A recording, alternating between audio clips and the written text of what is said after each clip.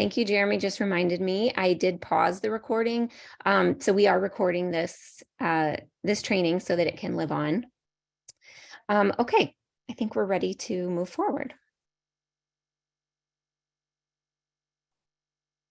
So we'll first start with just what are chronic conditions, so we're all on the same page. So they are conditions, and we also say chronic diseases throughout, we're using that interchangeably. They are conditions that last 1 year or more and that require ongoing medical attention, limit activities of daily living, or both. Stephanie, do you want to go ahead and take over? Yes, yes. I'm sorry, I was muted. Okay. So chronic diseases in the US, actually, they have exploded over the 20th and early 21st century as lifespans have increased. They've really replaced infectious disease as leading causes of death and disability in the United States. And they are also leading drivers of the nation's $4.1 trillion in annual healthcare costs. So we have prepared a little quiz just to gauge audience awareness. How many US adults out of 10 US adults, how many do you think have a chronic disease? Out of the whole United States, how many out of 10 average? Wait, oh, okay, 8. Oh, good. 7, 8, 7. Wow, I'm seeing a lot of 7 and 7s and 8s. 6. Ah, ding, ding, ding. 6. Yes, 6 in 10 US adults have a chronic disease and are living with a chronic disease. Now let's try another one, because this has reached epidemic proportions. How many out of 10 have 2 or more, do you think? Because many people have comorbidities and 4. Yeah, somebody got it 4. Yeah, I saw you. Very good, very good. Yes, yes, yes. Unfortunately, it is 4. Yes, 4 out of 10 have 2 or more chronic diseases. Now let's talk a little bit about what some of the most common chronic diseases are in the US, because I mean, so many people are suffering from this. Many people are suffering from 2 or more. Let's do this in a Family Feud style. Are you familiar with this game? 3 strikes, you're out. Let's guess. What are some of the most common, according to the CDC, most common chronic diseases in the United States? Diabetes, oh great. COPD, yes, yes. Hypertension, heart disease. Wow, you're okay there. Wow, this was almost no X's. There was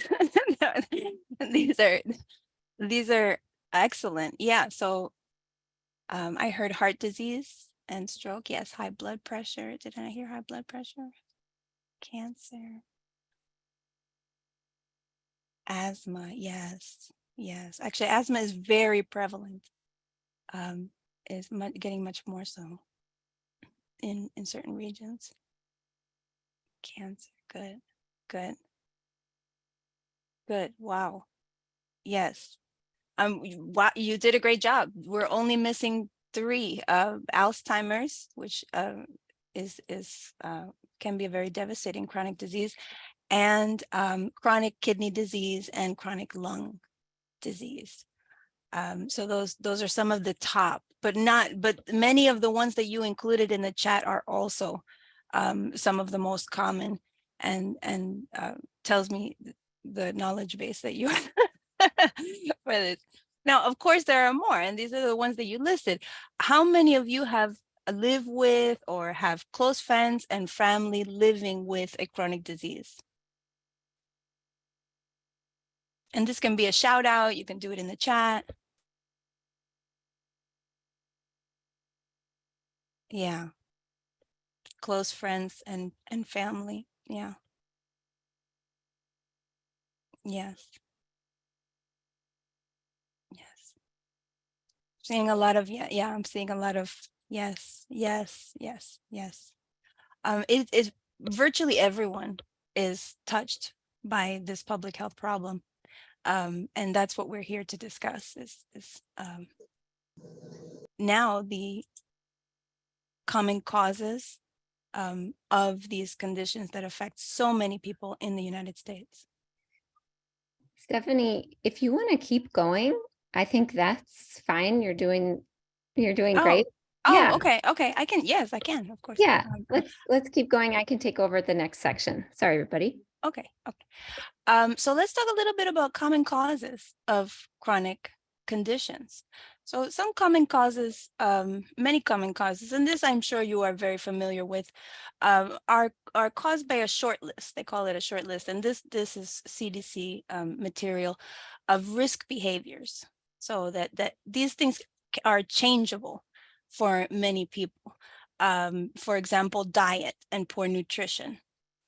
So diets that are low in fruits and vegetables, diets that are high in sodium and saturated fats, that can very much be a risk behavior for chronic conditions. Physical inactivity, the inability to get exercise, right, or walk or have some kind of physical activity. Tobacco use, not just tobacco use for smokers, but the exposure to secondhand smoke. And also excessive alcohol use is a major risk factor, and that constitutes like binge drinking. Um,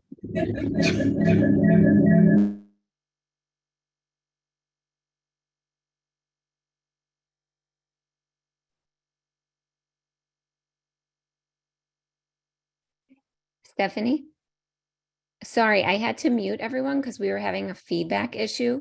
oh, So you need to I'm back. unmute yourself. Yeah. Okay, Sorry. okay, okay. So I think hopefully we got to the last one, excessive alcohol use, which constitutes binge drinking, heavy drinking, defined as 8 or more drinks per week, for example, for a woman, 15 or more drinks for a man.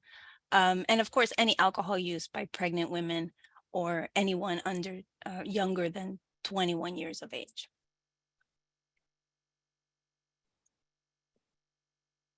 So let's talk a little bit about common causes of chronic conditions, because they're not just in our individual control. We have to recognize that there are factors outside of individual control, right? Outside of these changeable behaviors that shape chronic disease risks and outcomes. So we can't really discuss chronic disease without discussing the social determinants of health, which I'm sure many of you or all of you are very familiar with. Social determinants of health, just to summarize, are the conditions in the environments where people are born, where they live, where they work and learn and play and worship and age, and that affect a wide range of health, of functioning, and of quality of life outcomes and risks. So you can see here in this chart the many larger categories that constitute these social determinants of health. And they include more specific examples, I mean, that can fit within these major categories. Things like having access to safe housing, transportation, having safe neighborhoods, having to contend with racism, having to contend with discrimination, marginalization, with violence, even. Educational opportunities, job opportunities, income, access to nutritious foods, clean air and water or lack thereof, language and literacy skills, all of these things constitute examples of the social determinants of health. And there are differences in the social determinants of health as they contribute to chronic disease disparities in the United States amongst racial, ethnic, and socioeconomic groups, as I'm sure everyone is aware. And of important note, the CDC very clearly states prominently that health inequities have persisted across generations because of structural policies and practices that have systematically limited health access and opportunities for many marginalized groups. This is really important framing when we're discussing chronic disease across our population.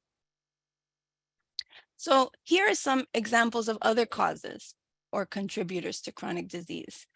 And this offers a little bit more detail with some of the categories and examples that we've been discussing before. For example, if you have a family health history of a chronic disease like cancer, heart disease, diabetes, or osteoporosis, you are more likely to get that disease yourself. And that's something that people should talk to their physicians and healthcare practitioners about. A person's living situation or immediate environment has a direct impact upon their ability to participate in changeable behaviors and changing their own behaviors and making healthy choices. For example, if you don't have access to grocery stores with healthy foods, also called food deserts, you are less likely to have good nutrition. That, of course, that raises a whole host of problems, like the risk of health conditions like heart disease, diabetes, obesity, and it even lowers, because of this, life expectancy in general. Another example, if you have dangerous crime, if you live in a place where there is crime or dangerous traffic, unwalkable sidewalks, which is unfortunately prevalent in many areas, this limits access to the outdoors and physical activity, the ability to actually be able to walk and physically maintain yourself physically active. Access to clean air and water. We've seen what happened with Flint in Flint, Michigan, where lead exposure has and is still leading to increased chances of an incidence of Alzheimer's disease and of cognitive impairment in young children. And poor air, of course, we know that is linked to lung cancer and to COPD, amongst other conditions.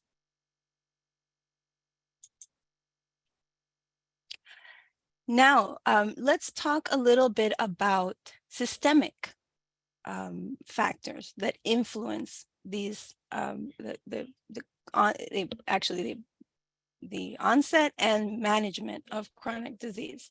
So groups, historically called minority groups, but what we're going to call them marginalized or under-resourced groups, are 1.5 to 2 times more likely than whites to have most of the major chronic diseases that we discussed during our list, our game. And while many that think that race and ethnicity is a cause of chronic disease, well, some people may think that, there's currently no evidence that certain groups are biologically inclined to have more chronic disease. There are patterns by race and ethnicity, but if you scratch the surface, we see with social determinants of health, right, as we talked about before, with the social determinants of health, the root cause of these disparities goes much deeper. There's systemic, political, and social problems that have set the stage for certain communities to live in poverty, to not have equal access to education, healthcare, equal employment. There's also serious issues with housing segregation that are very, very much alive today. So it's such that you see major disparities. So according to the US Office of Disease Prevention and Health Promotion, a higher percentage of minority groups, or we'll call them marginalized or under-resourced groups, live in poverty in the US than white people. People with low incomes have a shorter lifespan, worse health outcomes due to poor nutrition, contact with pollution, toxins such as lead, higher levels of stress, less time or transportation to get healthcare, to actually get to a doctor's appointment, and they're less likely to have health insurance. And in a privatized system, that's extremely important. So without insurance, people are less likely to see a doctor and manage any health conditions that may arise.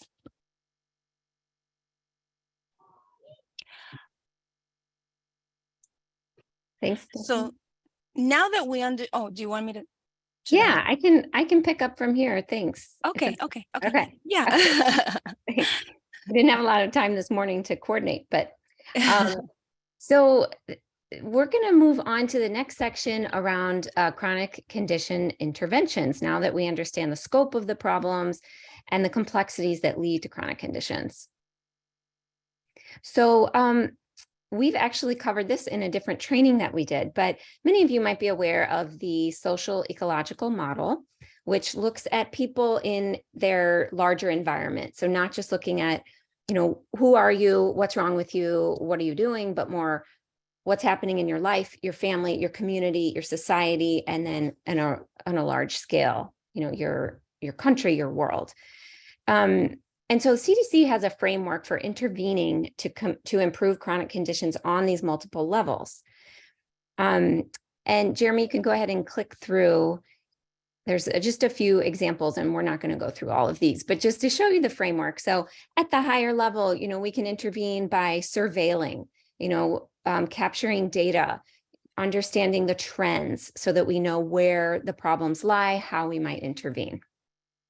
On the next level, there's environmental approaches. So how are we going to improve, the water in an area, or lower the pollution, or fix the infrastructure? Healthcare system interventions. So how are we going to train our healthcare providers and improve navigation of our systems to allow people to access them, navigate them, and use them how they need to? Community programs linked to clinical services. That's another one of the CDC areas. So that's just linking community groups with the clinical interventions in the clinical space. And then lastly, at the individual level, there's self-management. And so when we think about managing chronic disease, this is most likely what we think of. So these are things like exercise programs, tobacco cessation programs, improving your health and your diet. Evidence-based for self-management support and education for people with chronic disease is very strong.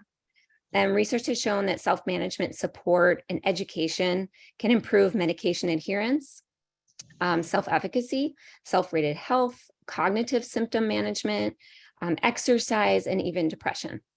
So let's just look at a couple examples of those. And so again, this is kind of what you might think of when you think of traditional self-management programs. So these interventions might include quitting smoking, eating healthy, getting regular exercise, avoiding too much alcohol, taking your medicines. All can improve the chances of a person preventing and managing their chronic disease. So I'm going to stop right there and just ask if any of you work with these types of self-management programs or strategies, and then how you help others promote their own self-management and their own healthy behaviors. Feel free to just throw some comments in the chat or speak out loud. This is Judy. I work with Gilda's Club in the Kansas City location. We are a cancer, we supportive cancer individuals, anybody impacted by cancer. So whether they're the care provider, healthcare professional, family and friend caregiver, the individual themselves. We actually focus on healthy lifestyles, not only for the individual who is going through treatment, but obviously the continually growing need for survivorship education, care of the caregiver, as well as early detection and screening. It's probably constitutes 75% of our programming. Wow. Thanks, Judy. So across the spectrum, so prevention, early intervention, as well as, disease management and survivorship. Yes. And then also, I love how you mentioned the caregiver. So who are supporting these people with these chronic conditions, and how can we support them? Yes, and that includes an ever-growing population of school age, meaning under the age of high school graduation. We have an ever-growing number of children who are in caregiver roles, not just in the oncology world. We're seeing that more and more in the world of dementia. But we have a tremendous number of children who have grown up with family members, parents with cancer, who are now able to live longer due to advances in early detection, screening, treatment, surgeries, chemos, radiation. But that does not mean that they are able to function even post-treatment and between reoccurrences or with metastatic disease at the level of function of a parent who does not have those health issues. And we tend to have a society that thinks when you ring the bell after your last chemo, that things go back to normal. Normal is not a reoccurring baseline. Normal is constantly evolving. Right. So interesting. Yeah, I love that. That's fascinating to think about younger children being in caregiver roles and how do we support them. Yeah. Thanks, Judy. That's great information. So I also see Heather mention that she provides, or her group provides, health education classes towards self-management. Health education in person, so hypertension clinic, sending infographics, so education. Younger people will use apps, Maureen says, which is great. And we do mention that a little later. So we'll use apps to help manage their diabetes. Some apps come with their pumps. And okay, that's interesting. Jessica teaches immigrants common pitfalls about healthy living in the US, healthy diet, going to the doctor. And that's a really interesting topic too, is how do we help people who have immigrated here? I personally worked with a lot of refugee populations, and our healthcare system and our health behaviors are so different than the countries they come from. So how do we support them in that education as a part of their integration into our society? I see some other comments here, healthy eating habits, helping personally, helping your own family, healthy food choices. Okay, so a lot of like these kind of self-management, healthy eating, exercise. Okay, I'm just reading through here. These are great. Medications, diet, lifestyle, how to navigate the healthcare system. So that's the health literacy piece, which is integrated into self-management as well, making sure that people know how to use the system, how to use their medications, how to contact their doctor.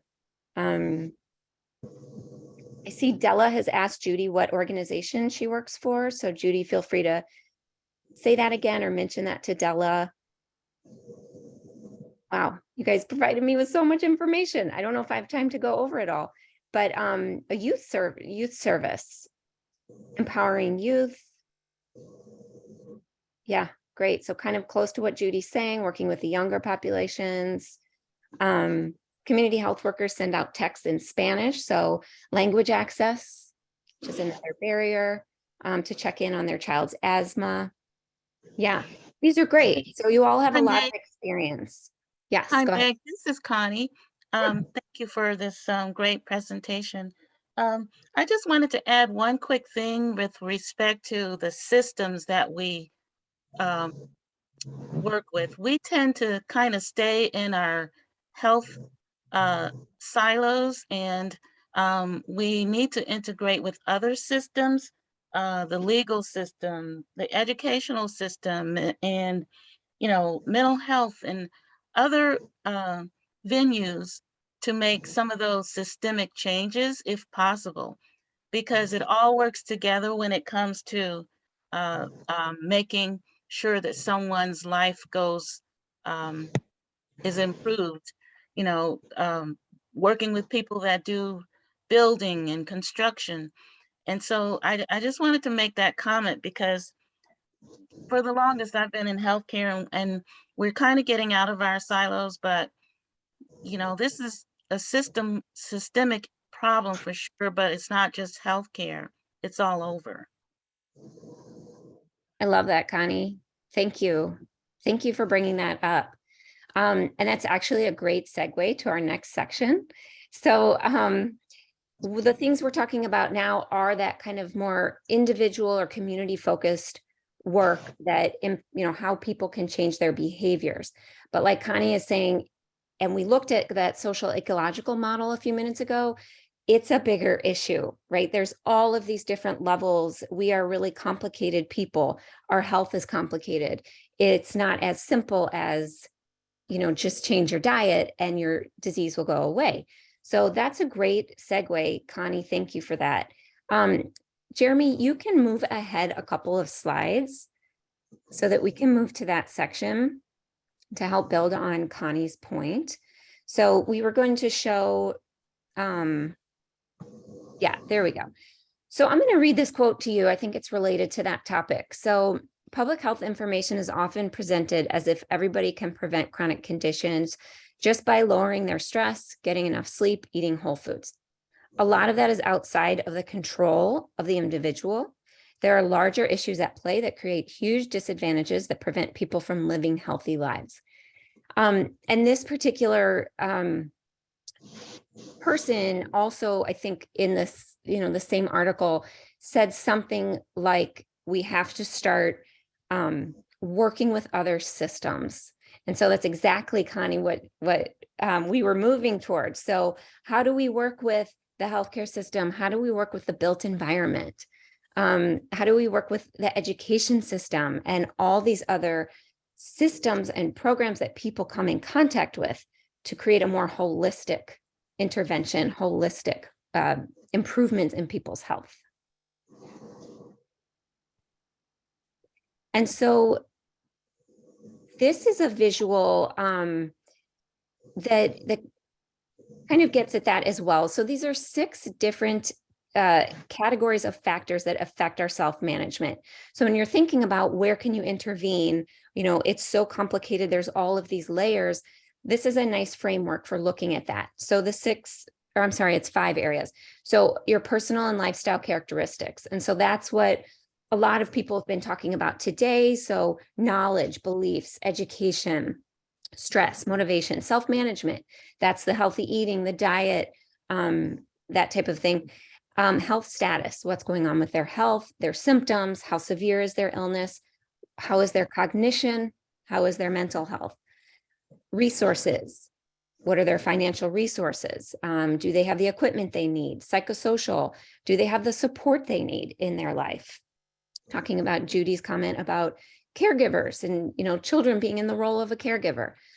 Environmental characteristics, we've covered that a lot. So that's what's happening in your home, your work, your community.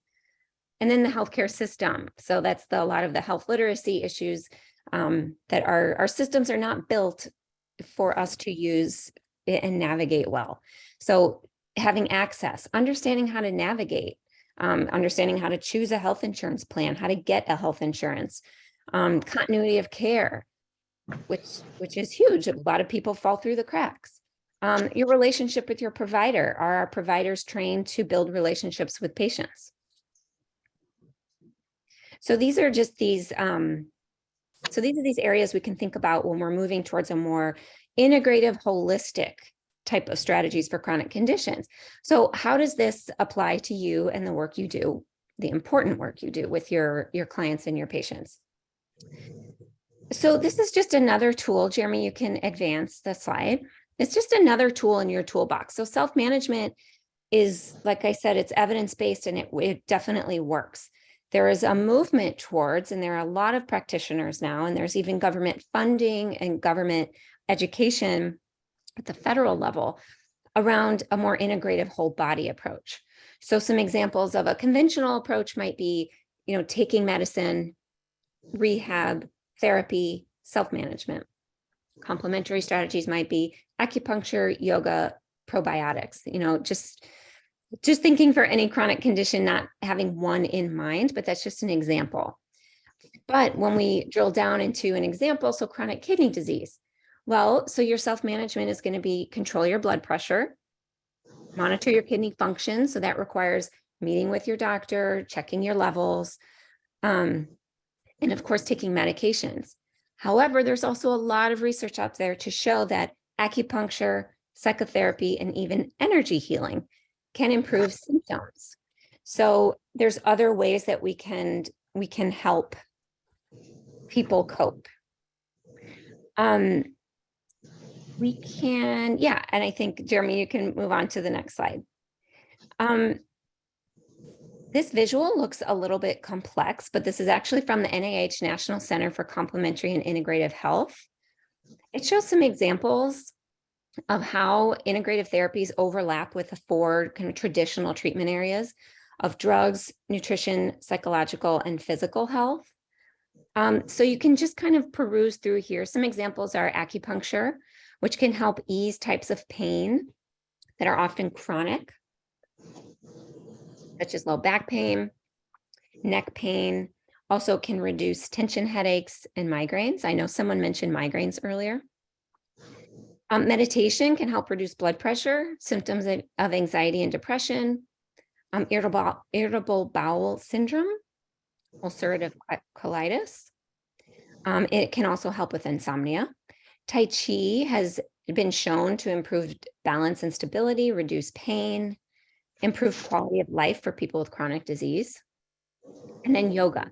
And yoga has many, many benefits. So relieving stress, supporting healthy habits, improving mental, emotional health, improving sleep and balance. According to Wikipedia, probiotics are live Thank you for that definition.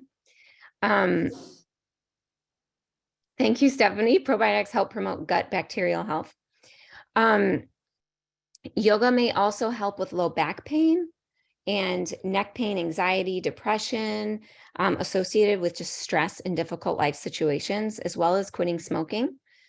And so these are just different ways of intervening. So moving a little bit further, beyond our traditional approaches. The next thing we're going to move to is a more specific tool. And so we'll spend the rest of the time talking through this called the Hope Note. Has anyone heard of the Hope Note? No. Okay, I got a no. Not seeing any yeses so far. Okay. Okay, thanks. So this is from specifically from a doctor called Dr. Wayne Jones. He's a family physician, a researcher, and he's authored hundreds of articles around health and healing. And this is a specific tool for assessing a more integrative picture of someone with a chronic disease. Also integrating social determinants of health, which we love. So it consists of a set of questions that evaluate aspects of a person's life that might detract from their healing. And the goal is to identify behaviors that support their healing and serve as a tool for delivering integrative healthcare. And this can work in a clinic. It can also work out in the field, in the community. And it focuses on these kind of 4 dimensions. And so, Jeremy, I believe you can click through and we can just look at a couple screenshots here. So it touches on behavior and lifestyle. So you'll see questions around, do you smoke? Do you drink? Things like that. Environment, what is your home and work environment like? Questions like, is it chaotic or is it calm? Exposure to noise, light, are you in contact with nature? What is your exposure to chemicals and things in your environment? Maureen, yes, it's like a soap note. Exactly. So a soap note. Okay, so Maureen is familiar with the Hope Note. Great. So it is like a soap note for anyone that has done that type of assessment. It kind of just takes it a little bit further, takes into account the social determinants of health. Thank you, Maureen.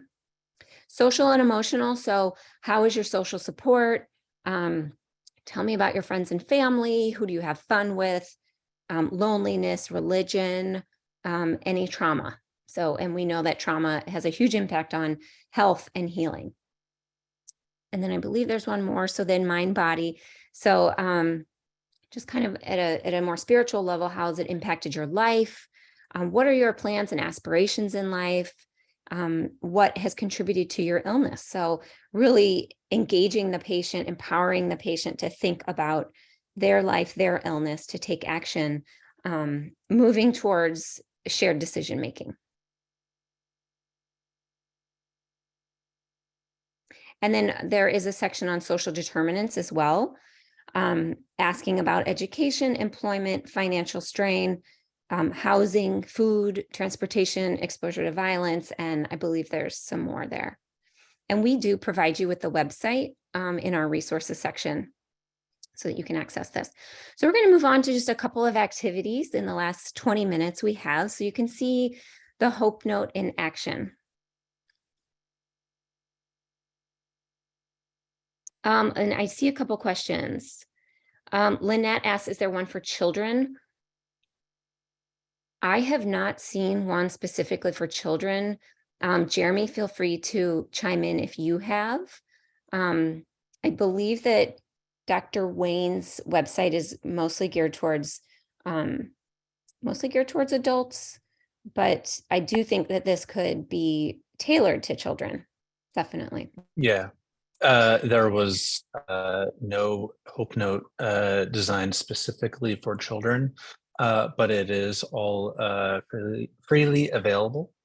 So I don't think that there would be any issues in modifying that by any means. Great. Okay. And like I said, we'll give you the website. We'll also send out a document with the website, so you'll have it in your inbox. So we're going to move to a little story about Simon. So Simon is a 25-year-old male who has had anxiety since he was 15, recently diagnosed with depression. To cope, Simon has misused alcohol. Simon is unsure of medicine, of taking medicine. He tried one as a teenager for his anxiety, and he had a bad experience. So he's kind of questioning if medicine is right for him. So here is what might traditionally happen if Simon were to see his healthcare practitioner. They might do a quick assessment, and he might be told, okay, well, here, you could take a medicine for your anxiety and depression. We know that Simon questions medicine, so that might not be a good approach for him. He's also told to cut down on alcohol. So then what happens to Simon? He did try to reduce his drinking. You know, we all know that is very difficult to do on your own, especially with other factors such as mental health. He had a panic attack, led to emergency room visit. So then we can reimagine what questions would help Simon's doctor or, community health worker. I know that we have some of you in the audience today, anyone out in the community working with Simon. What would help them understand his anxiety and his drinking a little bit more to develop interventions that are more specific to his case?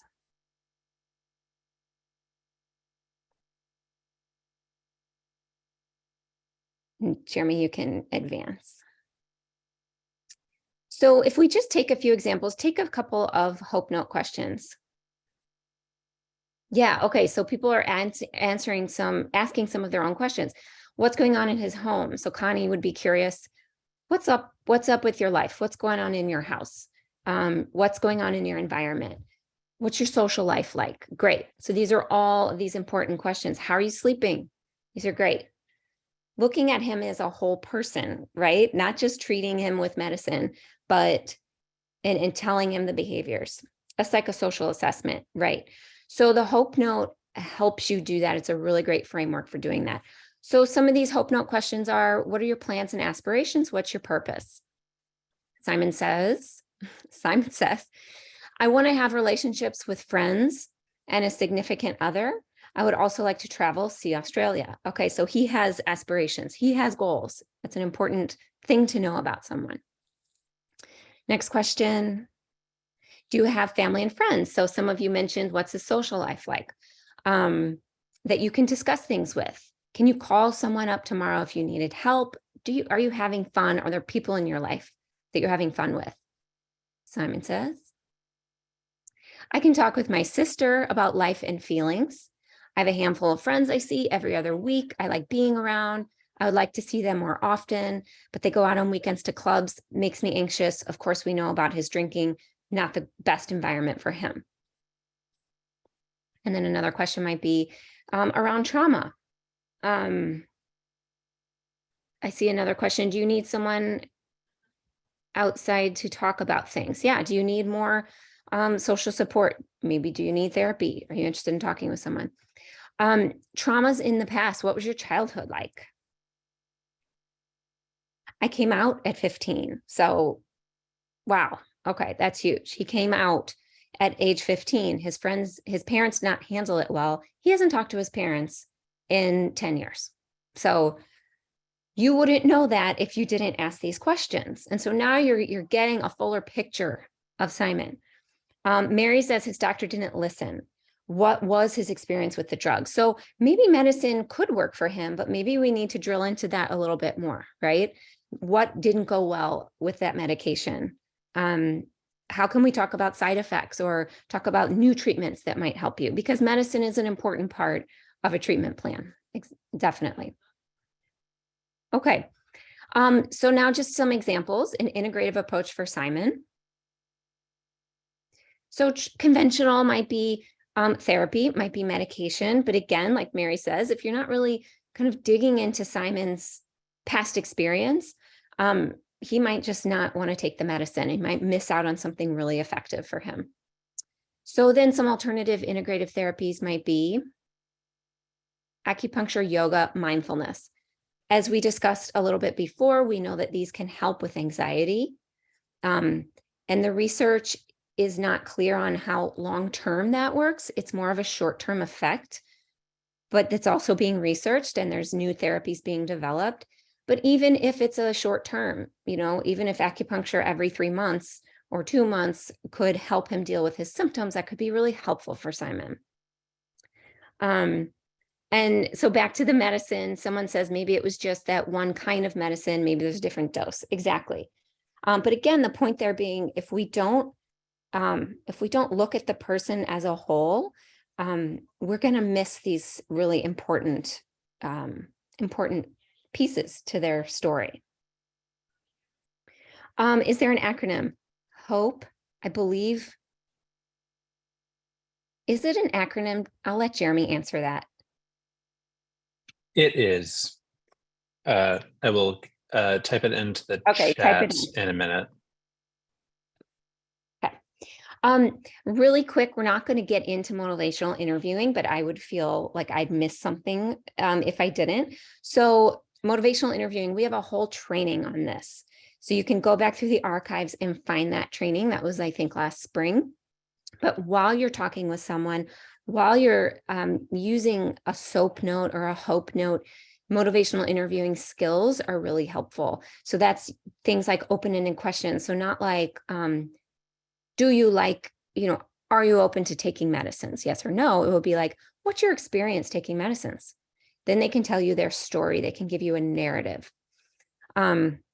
Reflections. So that's, you might hear Simon say, I haven't talked to my parents since I was 15. You might reflect back on that and say, Simon, that must be so painful for you. Really reflecting what is going on emotionally. What's the deeper meaning there to what he's saying? Affirmations might be, Simon, you've been coping with a deep trauma and you've been doing your best. And then a summary might be, here's what I hear from your story. Here are the pieces I'm putting together. Is that correct? Is that right?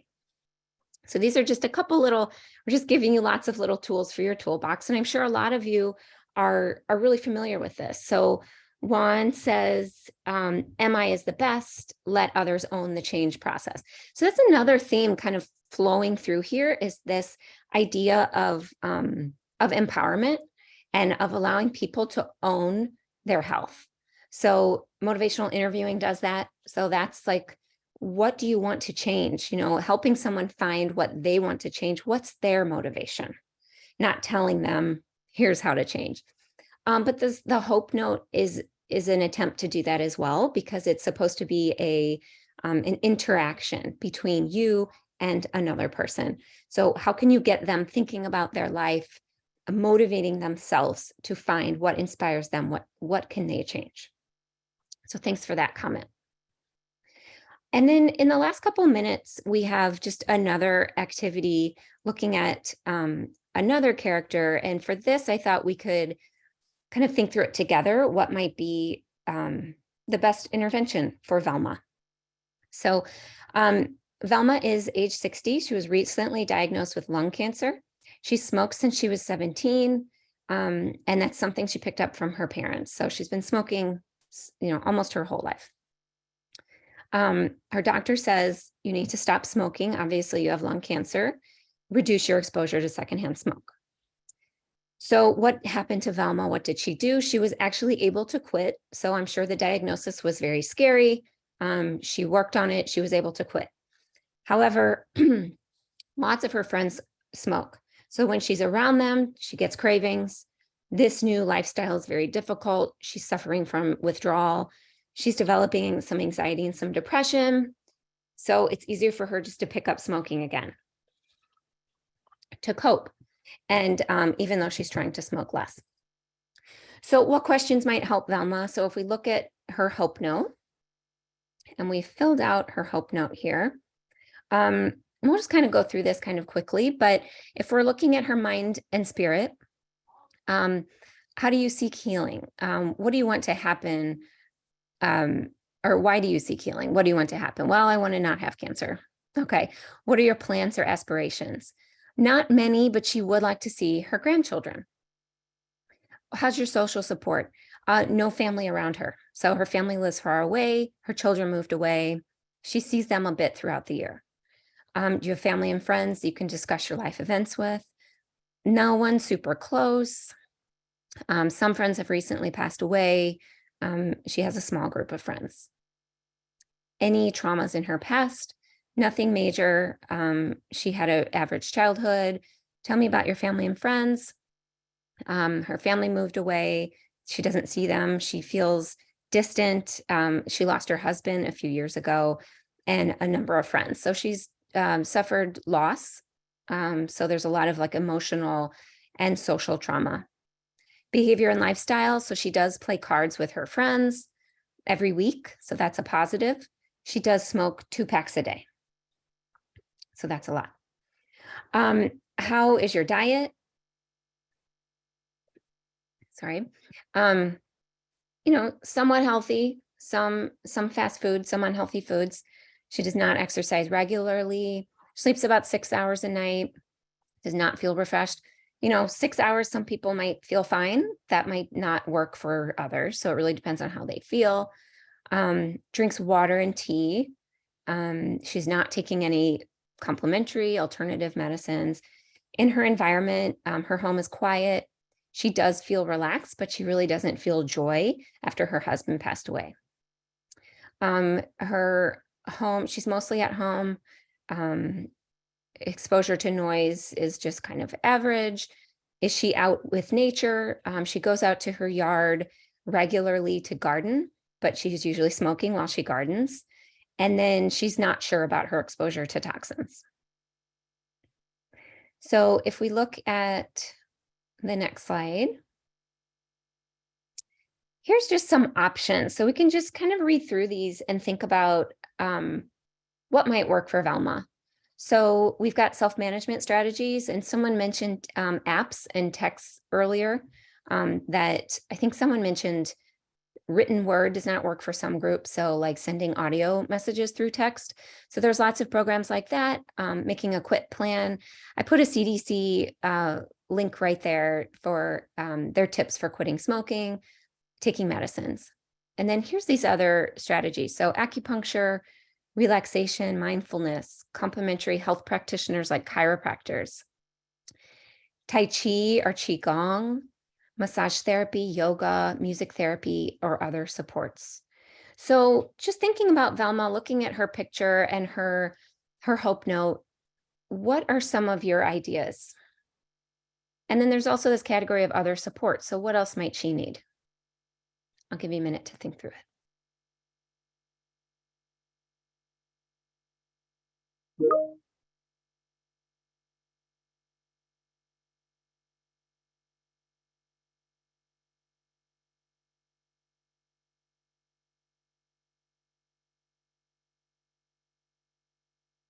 So Maureen's asking about finances.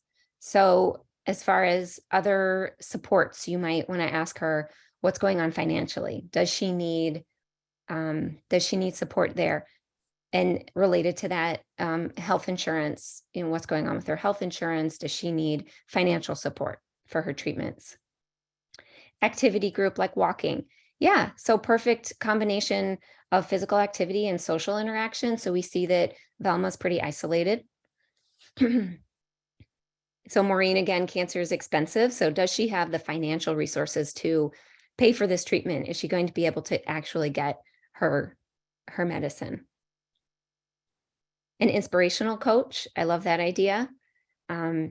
She is isolated. She's lonely. She has a few friends. Can someone help support her in an individual level? Emotional support. Journaling. I love that. And I didn't have room to put that on here, but I'm so glad that you said that, Tiffany.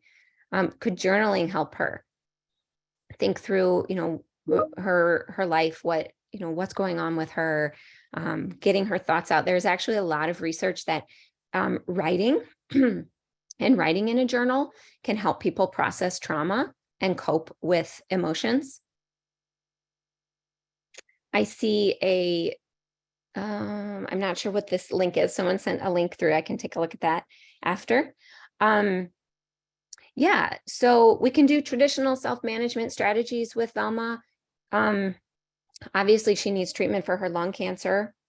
Oh, Juan, you're sending, I see. Thank you, Juan, sending free motivational interviewing courses. So there's a great link right there. Thank you for that.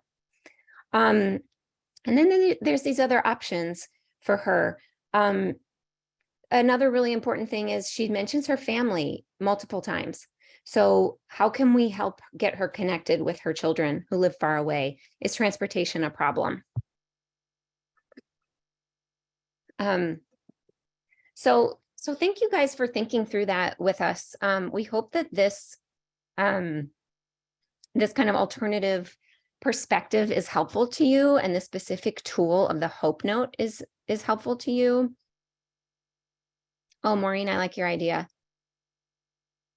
Yeah, to Zoom with her kids. So we all are familiar with how to do that now. But the library can help with that. Cancer support group. Oh, very interesting. Toxins from working in her yard. Maybe spending less time with her smoking friends. Yeah, so thinking about Velma as a whole. So I think that's it for us, guys. We got 1 minute. Jeremy, you can, just move on to the resources. We provided some CDC links. CDC has a lot of great information about chronic diseases. There's the link to the Hope Note. Juan sent that link about motivational interviewing in the chat, if anyone's interested in that. And then more on this integrative health interventions through the NIH right there. And so next slide, Jeremy, the very last slide, I believe there's another training in January. So we'll be skipping the holidays, although we will have a provider training coming up, a short 15-minute provider training. But our next hour-long training will be in January. That's about storytelling through data as a public health tool. Last but not least, we have a survey in the chat. And we'll leave this open, so you have a minute to grab that. If you could please fill out that survey, that would be really helpful to us. I really appreciate everyone's interaction today. Thank you for all of your thoughts, your suggestions, and sharing your experience, because you're the ones out there doing this really important work in the field. And we really hope that this is helpful to you. So thanks, everybody. And the survey link is in the chat.